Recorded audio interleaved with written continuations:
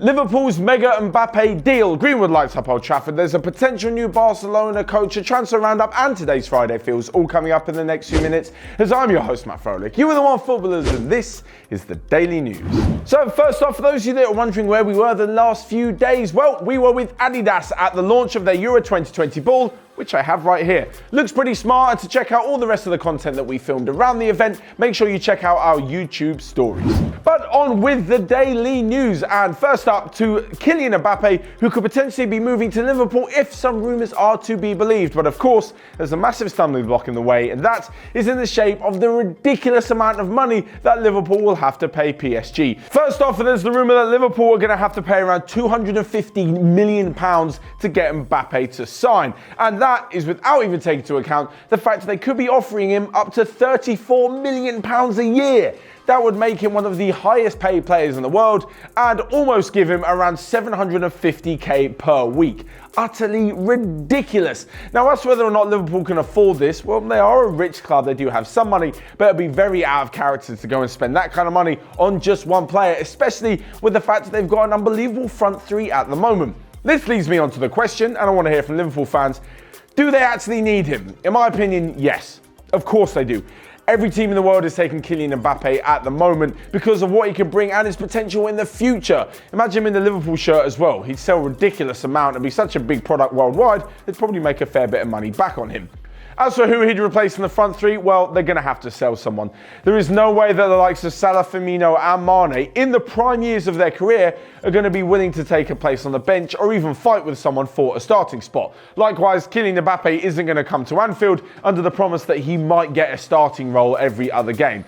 He's going to want to play every game, so are the other three, so one of them is probably going to go. Which one? Well, you guys can let me know right about here, where I'm going to leave a poll. But moving on from that to some of last night's Europa League action, where Mason Greenwood is yet again showing why he is such a precocious talent. He became the youngest Manchester United player ever to assist and score in a European match, as he sent them on their way to a 3-0 victory over Partizan Belgrade. The rest of the attackers also getting on the act, with Anthony Martial and Marcus Rashford finding the back of the net, meaning that Ole Gunnar Solskjaer was pretty happy with his front three. Of course, this is the first time, unbelievably, that Manchester United have scored more than one goal at home since the opening day victory of 4-0 over Chelsea. And Ole Gunnar Solskjaer did say after the match that this is the template moving forward of how they want to play. Now, those of you are going to point out, yes, it's just Partizan Belgrade. That means absolutely nothing. You still got to turn up and do the business, which United haven't been doing. So the fans and the club should celebrate the fact they've put a really good win together, and it should hopefully kick them on for the next few games in the season. Elsewhere in the Europa League, and there was an unbelievable night for Scottish football. Not only did Rangers beat regular Champions League participants Porto 2-0, but Celtic, after a late win over Lazio in the last game, picked up another late win over Lazio, this time away from home with a 95th minute winner.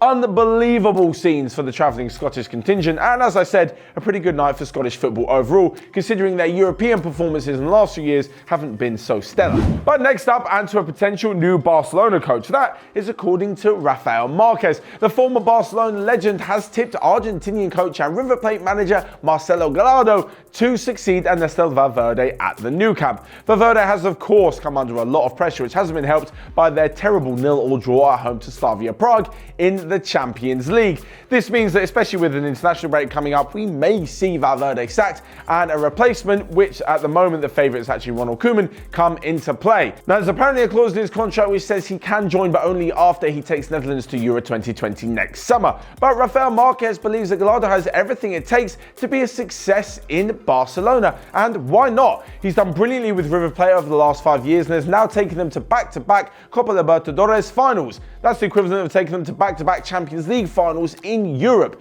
This is no feat to be laughed at, especially considering how fiercely competitive the Copa Libertadores is. If he does go, well, you've seen the impact that some Argentinian managers have had in Europe, with the likes of Marcelo, Bielsa, Diego Simeone and Mauricio Pochettino all managed to implement a fantastic brand of football on the European game. So next up, to a quick roundup of the rest of the day's transfer and daily news, where Bayern Munich have said no to Arsene Wenger. It looks like Zlatan Ibrahimovic will be heading back for another spell with AC Milan. Erling Haaland will reject some of the big boys next summer to go and join RB Salzburg's sister club, RB Leipzig. And Marco Silva has said that Andre Gomes may actually play again this season, and they'll have to see how well his recovery goes from that fractured ankle. So lastly but not least, we come to Friday feels. You know what it is by now, where you guys leave your footballing predictions in the comment section below, and we have a look back at some of them on Monday. There is a huge weekend of football, so get all your predictions in down below. As for me, I'm going to go for Leicester to beat Arsenal 2-0, Liverpool to edge out Manchester City 2-1, and in Der Klassiker in the Bundesliga, I think Bayern Munich are going to take it 3-1 over Dortmund. So let me know your Friday feels down below and your thoughts on the rest of today's daily news in the comments section, and of course smash the like button whilst you're there and click here or here